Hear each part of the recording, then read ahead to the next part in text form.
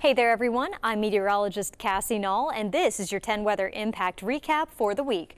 Let's start with a look at some of the top weather stories from around the country. A massive winter weather system brought heavy snow, sleet, rain and freezing rain to a large swath of the lower 48 over the weekend. Places from Dallas to D.C. felt the impacts from that wintry weather. In Oxford, Mississippi, much of the precipitation came down in the form of freezing rain, coating everything in a thick layer of ice. City officials shared these images of the aftermath, and much of the region still remains without power. The weight of the ice on trees and power lines caused widespread damage, and the University of Mississippi says that their campus will stay closed through February 1st. Ole Miss campus roads were completely covered in ice, and many students aren't able to leave despite the power outages due to those slick road conditions. It just hurts a lot just to see my campus. I've been here for 4 years. I just walk these streets and these roads every single day. It just really hurts my heart just to see these trees and these limbs just all over the place. The ice storm left much of the campus without power, and the student union has been serving as a warming center. Again, classes at Ole Miss are canceled through at least February 1st. In Tennessee, more than 250,000 people across the state woke up without power on Sunday morning. Davidson County, in the heart of Middle Tennessee, was hit the hardest after trees started to bend and snap under the weight of thick layers of ice. Sarah Ottman was in Nashville throughout the weekend and gives us a look at the conditions right after that storm. We've been tracking conditions here in Nashville all weekend long. This morning it is very icy outside. Some snow flurries are also falling. We got lots of freezing rain yesterday, which is causing a lot of the issues here in Nashville. You can see this tree branch here completely coated in ice. It's causing a lot of weight onto these tree branches, which is making them split in half, literally split in half, and fall into the roads, fall into those power lines. Right now, as of this morning, there are 173,000 people still without power in Nashville. It was up to 200,000 yesterday, so crews are working around the clock to get these problems fixed, but there's still lots to be done. Some of the roads are looking a little bit better, but as you can see, these tree branches are hanging into some of the lanes of traffic here, so they can't even clear one side of the road. So it's icy, it's dangerous, people are cold, conditions are not looking great, but people are working very hard to make sure Nashville is staying safe. I'll send it back to you in the studio for now. In Texas, a family of skaters loved the winter storm this past weekend because they could actually skate outside on the icy streets. Now, a lot of folks in the South and the Northeast are not big fans of the winter storm that hit over the weekend, but these folks, they made the best of it. You can find that story now. Leander's ice-coated streets and sidewalks were a fall waiting to happen for just about everyone except Kimberly Tyler Shafiq. I was so excited. I felt like it was Christmas.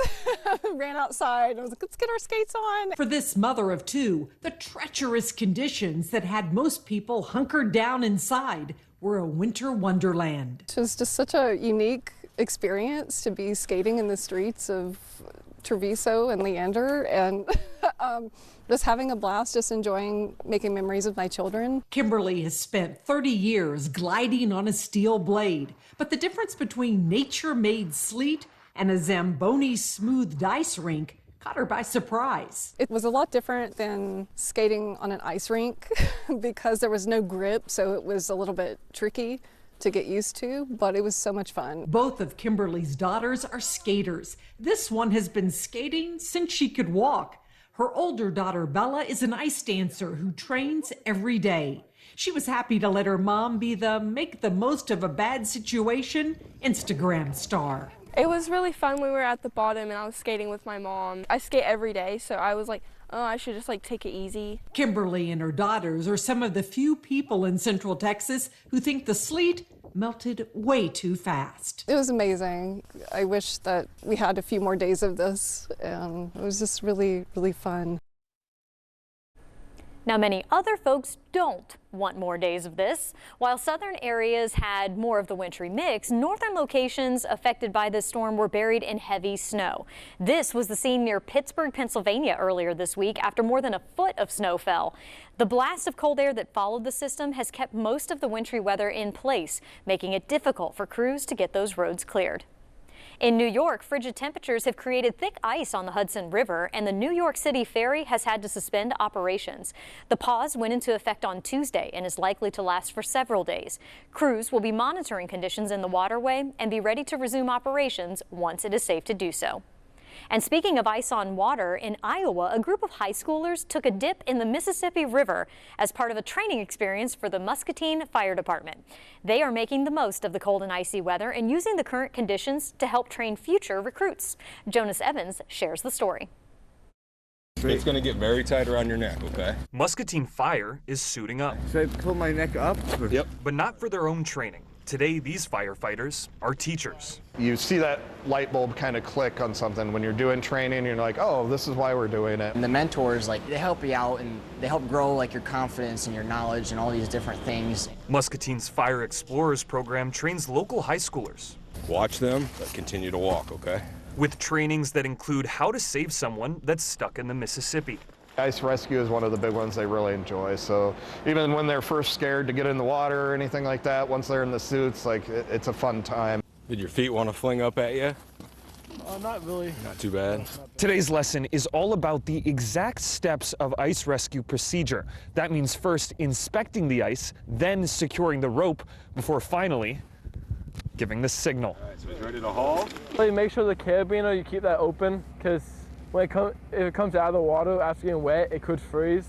And then a muscle will really get them over that edge. You have to tread water a good amount because you can't really touch out there. Ready? 1, 2, 3.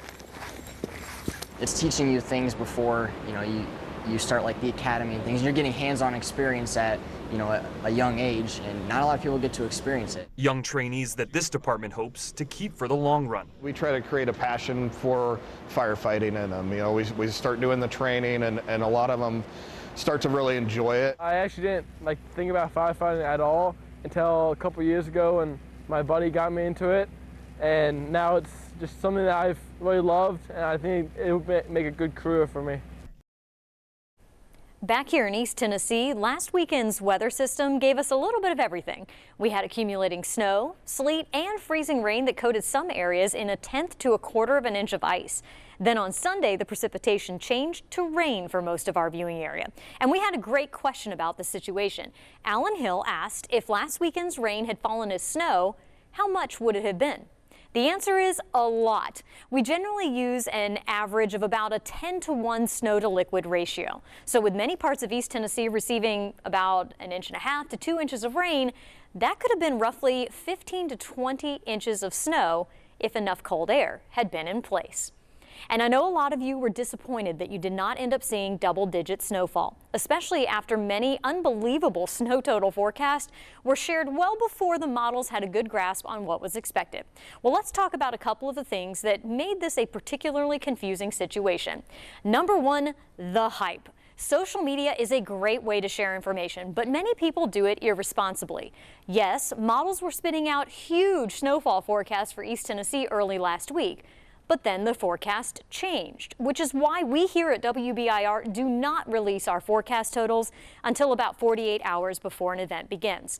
Once the information was out there, though, the hype snowballed out of control. Number two, forecast change. In a day and age where we have so much information at our fingertips, we also want an early heads up when impactful weather is expected for our area. But with great power comes great responsibility. And viewers need to understand that a forecast can and will change in the days leading up to any weather event, especially when winter weather is involved. Too many people got their hopes up, didn't check back for updates, and then refused to acknowledge the changes. And I get it. Browsing the internet is information overload, and many people shop the forecast looking for the ones they want to believe rather than the one that is actually expected for their location. We also have to stop rooting for ruin. A well-respected meteorologist brought up this point, and it seems to ring true based on the comments we've received after this weekend's weather system. Many people were actually disappointed that we didn't have bigger impacts.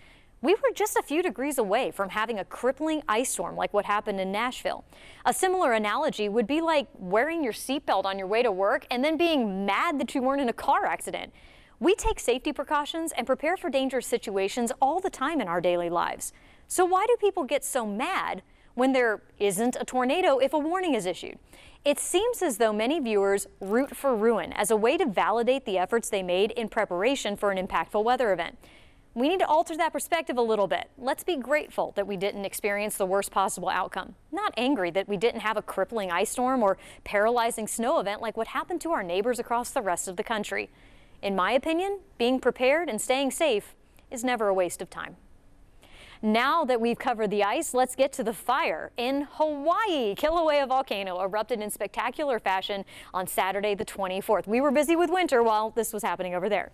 Fountains up to 1,600 feet in height spewed molten rock into the air. But with light winds, the debris from that eruption fell in populated areas around the summit.